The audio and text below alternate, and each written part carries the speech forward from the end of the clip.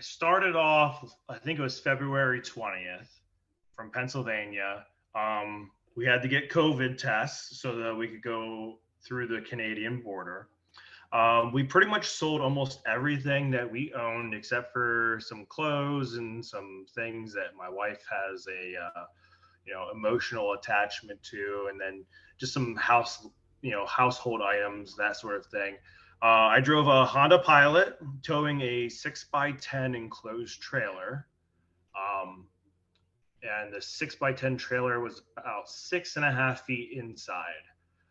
So it was a pretty decent single axle trailer.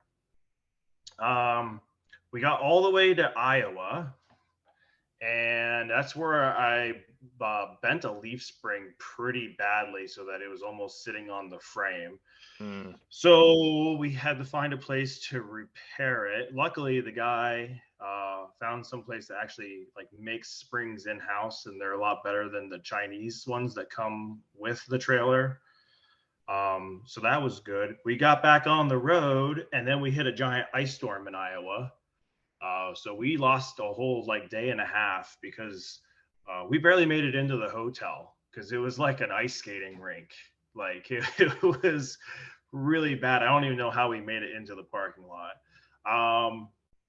So then we kept going, and we were facing like a 45-mile-an-hour headwind going north through the Dakotas. And I mean, 45 miles an hour coming at you just drains your gas mileage. So Especially when you have a rig like that. Yeah. Yeah, I could have been getting about 12 to 15 miles to the gallon normally. I was getting like 6 to 8. Ouch. So luckily I was prepared for the Alcan. So I had 4 or 5 gas cans in the back. I ended up using one in North Dakota because there's literally nothing in North Dakota. Like it's really barren. So I pulled over, filled up, finally found a gas station, filled up some more. So I had a big plan for the border. My plan was I sold all of my guns before I left. I was just going to start fresh. Well, apparently Canadians think that every American needs to have a gun. They didn't like that I didn't have guns, and they didn't believe me that I sold them, even though after I showed them my bills of sale, they said, "Yeah, we don't believe you. Pull in the lane 8." Yeah, like, what do I have to gain? And they were like, "Do you have any guns?" I said, "No." "Have you ever owned guns?" I'm not gonna lie. I told them, "Yes, I sold them all." "Who'd you sell them to?" "Family and friends." And then they looked at my dad, and they're like, "Does he have any guns?" I'm like, "Yes, they're back in Pennsylvania where he lives. I'm moving to Alaska. Here's my employment letter." Anyways, 3 hours later, they had ripped everything out of the Honda Pilot and the trailer. Luckily, they put everything back. I just didn't know where anything was anymore. So that was fun. Huh.